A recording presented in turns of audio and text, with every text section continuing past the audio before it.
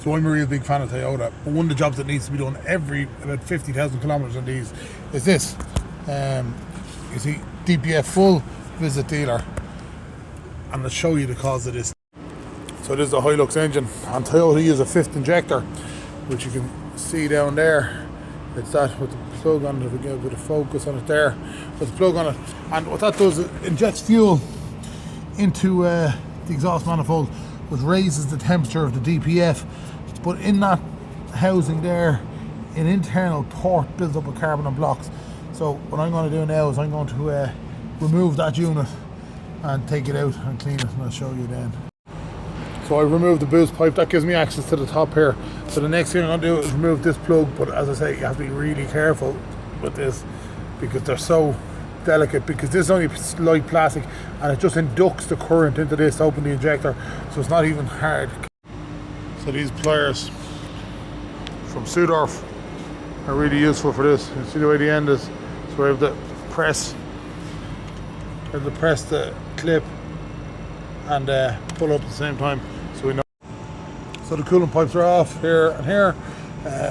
Banjo bolts out here, and there's 3 10s, 1, 2 and 3. I'm going to release them, and then we'll release the 3 12s or 13s, whatever they are, on top, and then I'll show you.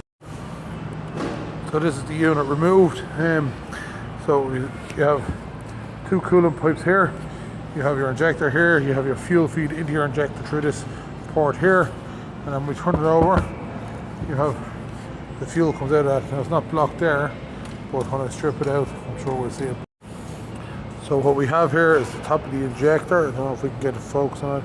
So the carbon build-up on that, that's going to stop it. Now this injector could be goosed. I'm going to run fuel through it, and what I do there is I put a pipe over that, and I put power and air onto that, and I actuate it and run brake cleaner through it to see if it sprays. But if it can't get spray pattern right, we'll have to replace that, and that injector is about €500. And the other thing we'll do is in here, I don't know if we can see, you might be able to see the light coming through there, but there's not much light coming through. This hole in here is pretty blocked, so we'll clean all that as well, and yeah, then we'll put it back together. But hopefully I'll be able to get this injector cleaned and working back together without replacing any parts. So there you go, that's how we clean the DPF, and then you just put it back in the reverse of what we done, and we'll test it then.